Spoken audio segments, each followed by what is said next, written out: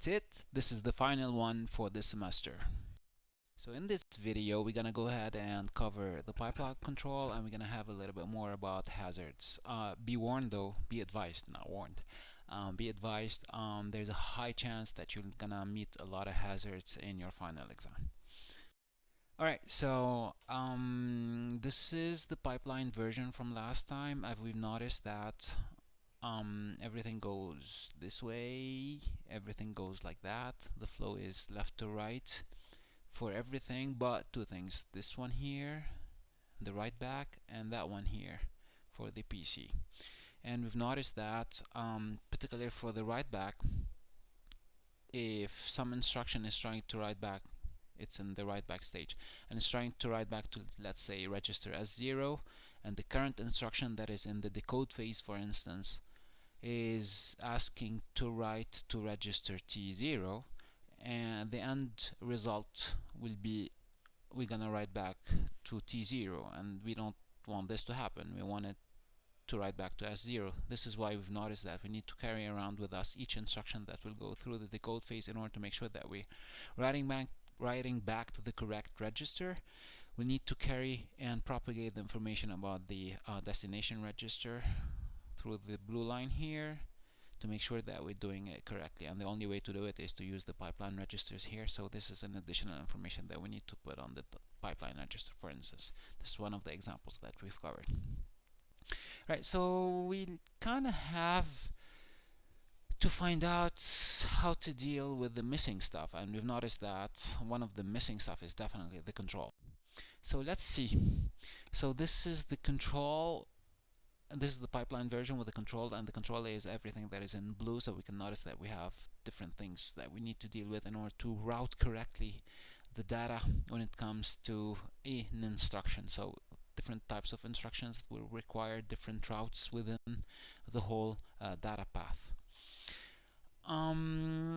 So yeah, so we're gonna go ahead and find out what are the different options when it comes to control per stage. So imagine that I'm giving you that in your final exam without even seeing it, and we're trying to figure out for each of the pipeline stages, well, what are the different options control wise that I have. So in order to know what are the different options when it comes to control, all you have to do is go ahead and check what blue signals do we have in each of the stages, pipeline stages. Fair enough. So we can start with that one, and then we're gonna go ahead and tackle the other ones. So you can notice here for the instruction memory, so for the instruction fetch, systematically we're gonna fetch the same way every instruction from the memory. Fair enough. In the sense of, it doesn't really matter, all you have to do is go ahead and get the instruction that the PC is pointing at. That's it. So we have 0 options here, so we have nothing to take care about, to take care of in this in instruction fetch stage. What about the very next stage? And the very next stage is naturally the decode one in here. So here we can notice, some of you might notice that we have one signal here, so most probably at most we will have one blue control signal to deal with. But before really saying what is the answer, take a couple of seconds to think about it. So this particular one, reg write, is it really concerned with the decode phase, or is it concerned with some other stage later on? So you're gonna notice that the reg write, we don't really need it when it comes to decoding. We're gonna need it when we're gonna write back to the register file. So maybe it's later on. It's definitely later on. So here as well, we have nothing, because this one is not controlled in that one, in here, in this stage. What about the execution stage here? Here we can see a bunch of stuff, right, that we need to deal with. So we're seeing 3 here. Fair enough. What about that one? At least we have the things that will deal with memory and some additional stuff. One additional thing, which is the branch, for instance. Now, what about the write back stage? We can see that we have the mem to rec for sure, and don't forget the one that we did not tackle in the decode phase because it belongs to the write back phase here, write back stage. So we have to. We good? Alright, so now the big question is, we've seen the different things that we need to deal with. We're gonna go ahead and place the control unit. For instance, when we wanted to use the ALU, we had different options for the ALU, and that was controlled by the ALU control unit. And it makes kind of sense to put the ALU control unit real next to the ALU for so many reasons. First off, propagation delay. Second of all, we needed the proximity here. We needed to, when executing, know exactly what we're doing. So what about the whole control? Where would you place it? Now we have different options. Like, we can place it anywhere in any stage here, right? We can take the extremes first, and then we're gonna think about it. So let's imagine that we need to put the control here. Is it good, useful to put it here, or not really optimized to put it here? Let's think about it for a second. So how many options do I have in my fetch stage? None. So basically, do I need anything from the control unit? No. So why would I put the control unit here and then propagate everything that I need, if I'm able to understand it, by the way? Well, I won't understand it before the decode, so why would I do that and go ahead and fill in more information in my pipeline registers and add maybe some additional pipeline registers? So it wouldn't make any sense here. It's too early. What about the other extreme here, if I put it in the right back? Well, you can systematically and directly know that it's kind of too late, because I need to control a lot of things way before. So it's definitely not on the in the extremes here, at the extremes. So it could be anywhere here. Definitely not here. I mean, definitely not here, because it will be late. Maybe here, and maybe here. So latest here, earliest here. Let's think about it. What would be most convenient? If I'm decoding, I'll get my control and then move it around. That would be most convenient. Right? So this is what we're doing. So the control will come here, and then I'm gonna go ahead and save the things that I need for later stages. I need you to notice something about, and everything that I need for later stages will be saved naturally on the pipeline registers, propagated. So I need you to notice a couple of things. So a bunch of information are saved here, and then a little bit less here, and a little bit less here. How come? So the answer is easy, because here I'm gonna go ahead and spit out the information that I need, the control that I need for the execution stage. Once I'm done with the execution stage, I don't need to propagate it anymore, because I already used it here. The same thing goes for memory, and the only thing that I'll need to carry around with me all the way to the very end is the write back, naturally, because it's the final stage here. Fair enough? So yeah, so is pipeline the most awesome thing that helped us optimize performance and improve? We've seen that it's perfect. I mean, it's theoretically it's perfect, because we're overlapping with the sliding window and kind of going faster, way faster, and optimizing, of course, improving performance.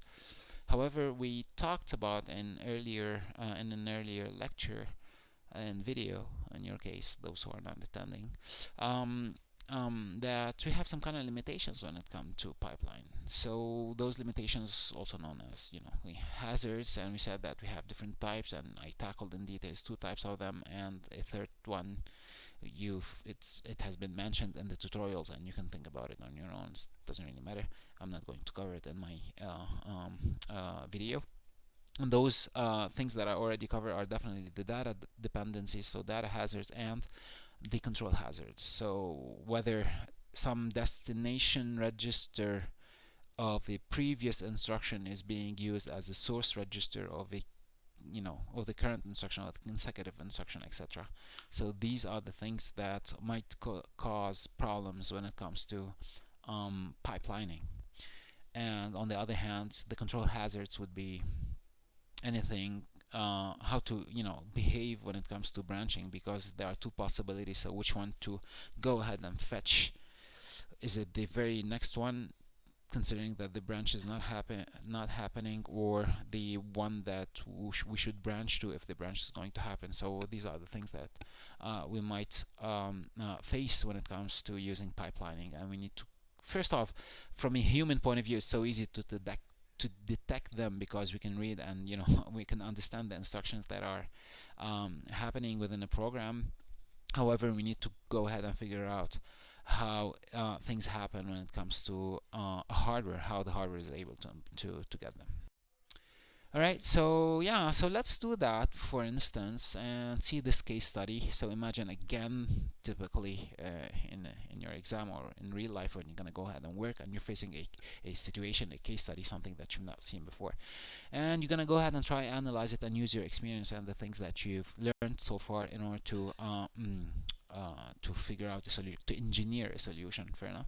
So let's see here, we're doing some ALU operations of an ads, and I'm using register number 3 as a destination, and then I'm using in the very next instruction register number 3 as a source. So whoops, now using my experience I know that there's some kind of dependency, and hence I have a data hazard here. So destination, this one is source to that one, so basically this is a data hazard.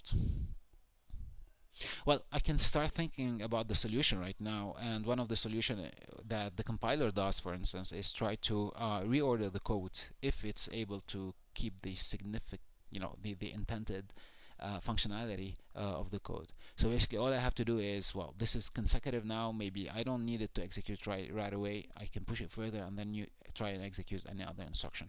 So let's push the OR here all the way down and see what will happen. So I'm gonna keep the add here, and instead of an OR I'm gonna go ahead and execute the sub, and the OR it will come later. I'm assuming that it wouldn't change the meaning of the code at the very end, right? So this is the very next instruction that I'm trying to execute now, and whoops, you can see that I have this problem again. Here I'm using a source register now, which is still the destination register of the first one, so I cannot use that one as the very next instruction, so I need to push it as well. Let's try that one. Whoops, same thing. Now it's getting worse because I'm using the same destination register here twice as the source registers, so this one definitely cannot go next because I still have the data hazards, so I still have some dependencies here. What about that one? Well, this one I'm using as a base address, so again I cannot do it. So yep, reordering the code will not solve the problem. And here you can see that ideally it would have taken in the context of MIPS 5 stages, so 5 cycles for the first one and then an additional cycle per instruction. However, so normally if there were no dependencies, that would have taken 5 plus 1 plus 1 plus 1 plus 1, total 9 cycles, but because of the dependencies it's not going to happen, right? So data hazard, so this means that I need to stall whatever even if I reorder whatever the instruction, about that one I'll talk about it later, the very next instruction here, but I need to stall until I have the result of my first instruction. So the best thing I can do, assuming that I can fetch and decode, right, I need to wait before executing myself the new result, the updated result of the register that I'm using as a source register. So I'm using 2 cycles. I'm gonna go ahead and try to so this is a problem, a limitation. I'm gonna go ahead and try to improve it. So we said that 11 cycles is no good. I'm trying to reduce it. I'm gonna try to reduce it, right? And we cannot reorder. This is what we've seen together. What would be the solution then? Well, maybe we can go ahead and get this information as soon as it's ready. So we're gonna go ahead and try reading it from somewhere, and this is what we called a couple of lectures ago bypassing or forwarding. This means that I'm not going to wait until the write back stage to get the result. I'm gonna go ahead and try to shortcut and get it from before. Where would I be able to get it? Let's think about it. So if it's not in the write back, maybe I can get it one stage before. That would be the memory stage. If I succeed into doing that, instead of using 11 cycles I'll be using 10 cycles. Can I do better? So usually this is an ALU operation, so an ALU operation will happen in the execution stage. So basically maybe I can go ahead and read it right when it's out of the ALU unit. So maybe at the very end of the execution stage I can get it. So basically I can go back, I can get it 2 cycles earlier. I could be back to 9 cycles. So yeah, so where am I going to read it from? From the ALU. But can I really go ahead and pull a wire from the ALU and put it somewhere? Well, not necessarily, especially when it comes to pipelining, because information is propagating and many things are happening, overlapping, etc. So it will be way complicated, and this is not the right way to do it. So I need to go ahead and read it from somewhere. Where exactly? Well, pipeline registers, because anyways I'm gonna propagate the information. So even when the ALU, without any forwarding, when the ALU is done getting the doing the operation and getting the result, well, it'll put it here in that pipeline register, and then it's propagated and then all the way back here. So I'm gonna go ahead and read it from the pipeline register, right? So that's it. I'm writing it here, I can get it from here. Well, if I'm not going to read it from here, well, I could read it from here. So if it's an ALU operation, I can definitely read it from here. Now let's think that it's an ALU operation and it's not two consecutive instructions. So the dependency is, so the first instruction is using the destination register of the source register of 2 instructions away, instead of the very consecutive one, the very next one. So this means that the result is not there anymore when the second one is trying to read. Well, the result has propagated because the instruction has moved from the ALU to the memory stage. Fair enough? So let's see, if I'm not stalling anymore, if I'm forwarding from one of the pipeline registers, well, this one could forward directly from the right after the ALU, and that one could forward directly from the memory right after the memory. Get it? So this is 2 consecutive ones, and this is 2 instructions away. So this is what we covered in the earlier slide, right? So I don't have any stalls anymore. So basically I'm back to 9 cycles, which is awesome. So see, forwarding did optimize performance for me as well. Now the big question that I formulated before is how to detect hazards on hardware. So we know as human beings how to detect them. All we have to do is check the current instruction. Let's talk in terms of current and previous ones. So the current instruction, if any of its registers, source registers, is the destination register of the previous instruction or a previous instruction, so there's some kind of dependency, this means that there's a hazard. Fair enough? So all I have to do is know if the register that is being used is the same for the source of the current and the same for the destination of the previous. Now, just to illustrate, I'm going to focus on the execution stage, and I'm going to go ahead and name the different pipeline registers, and we're going to try and come up with a mathematical formula here. So you know that in the ISA, the convention that we have RS, RT, RD. So RS is the source, RT is the source in some cases, and then RD is the destination, right? Well, RT could be also a destination. It doesn't really matter now. So source, destination. Fair enough. And then I have, see, I don't need the sources when I move because I've already done my operation here. So the previous instruction is already in the memory stage here. Yeah, it's moving to the memory stage. So all I have to keep is the destination register. So let's use a naming convention and come up with a mathematical formula. So this is because it belongs to the IDX. So instead of saying current source register, right?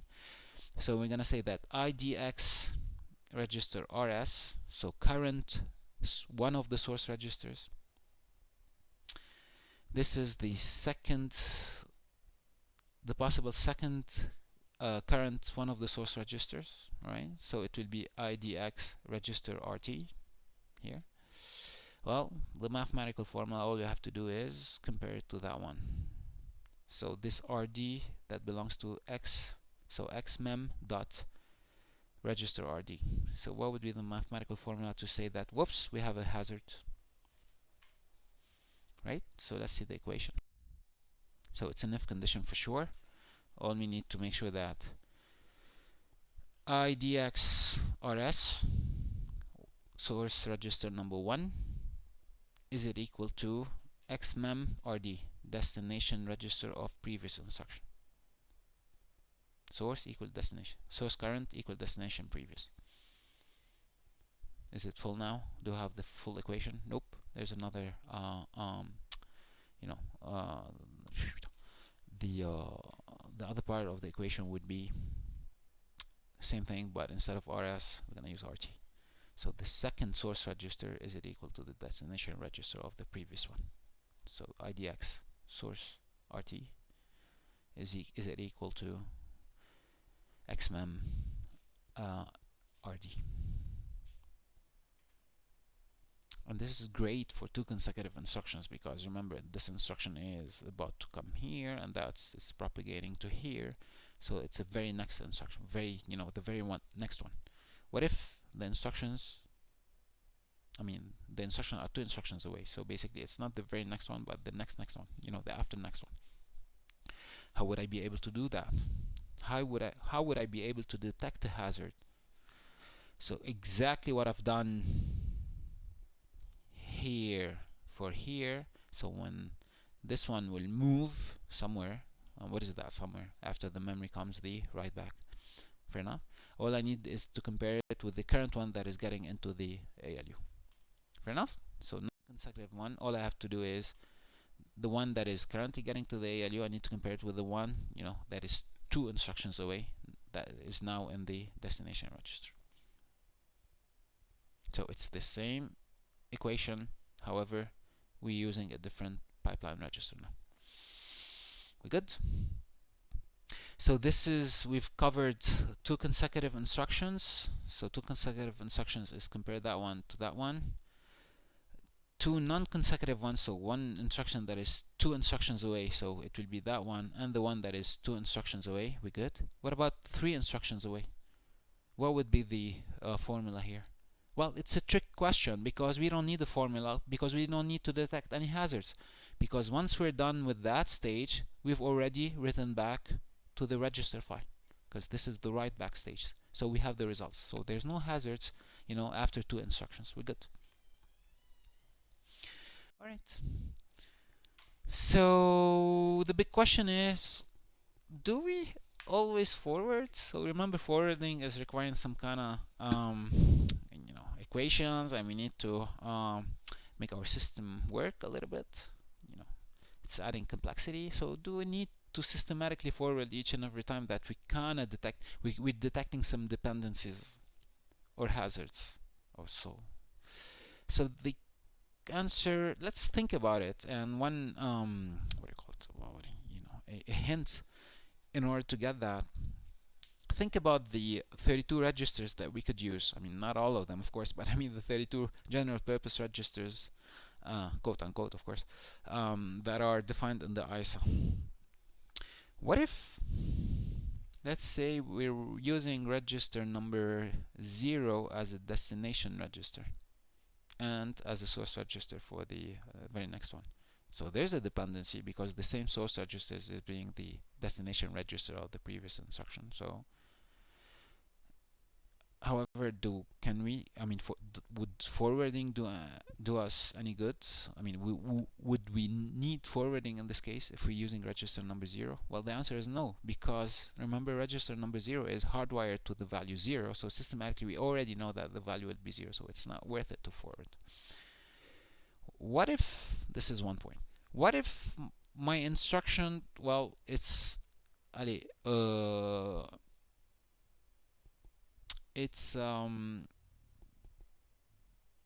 store word, for instance? Would I be able to, am I going to write anything back to my register file? Well, no. So if we don't have a reg write, for instance, we don't really need to forward. We need to forward in some kind of ALU operation, so we need to have reg write, and only in this case we'll need to forward. If not, well, it's not worth it, because we're not going to use, anyways, we're not going to use it. And the other one that I told you about, that if we're using 0, this means that we don't need to forward. Alright, so this is the hardware architecture of it, and this is where my forwarding unit is now. So basically I would know, so this is where the equation happen, and the test, I mean the condition, and I would know whether to ask the I mean, I would select one of the inputs of the mux here. It's either use the value that I'm having, fair enough, you can see it here, and to know which input to use. So basically this, the forwarding unit will let me know whether to get it normally from the register file, get it from the write back registers, or get it from right after the ALU. So I have an additional input here. Fair enough? And all this is controlled in the equations that we have here. So we'll have a bunch of ones and zeros that we need to put to know which one to select. We have 3 inputs, so you can imagine the number of options that we have here. Right, so yeah, so that's it. Read it with rest eyes, it's so obvious. So which ALU operand comes from where? Either register file or the result or somewhere earlier. And these are the possibilities, and we can see the sources here. Alright, so go ahead and trace it, and you can see that it makes a lot of sense. Alright, so one more complication, maybe two, before the end of this video on the semester, and this is where we had a lot of fun in the face-to-face lecture. Alright, so let's see this particular scenario here. So classical addition using a destination register here, classical addition using destination register, classical addition using the destination register. Hold on. So basically I'm using the source here, and then I have here. So clearly we have some data hazards. Clearly we can see that we have source register, source destination, source destination. So yeah, the big question is, in order to solve it, I need to forward. So let's do that. So if I'm here, let's say, well, this one will be forwarded from somewhere here, so I can get it from the ALU, and that one I can go ahead and get it from the memory stage, right? Wrong. How come? Because if I do that, this means that I'm getting the first value of T1, and you can see here that I'm updating the value of T1. So I cannot go ahead and forward it from the memory stage from the first one. I need to forward it from the second one, right? So why? Why should I go ahead and forward from there? Well, the answer is simple. We need to have the most recent result. Fair enough? Right, so this is the last complication that we have.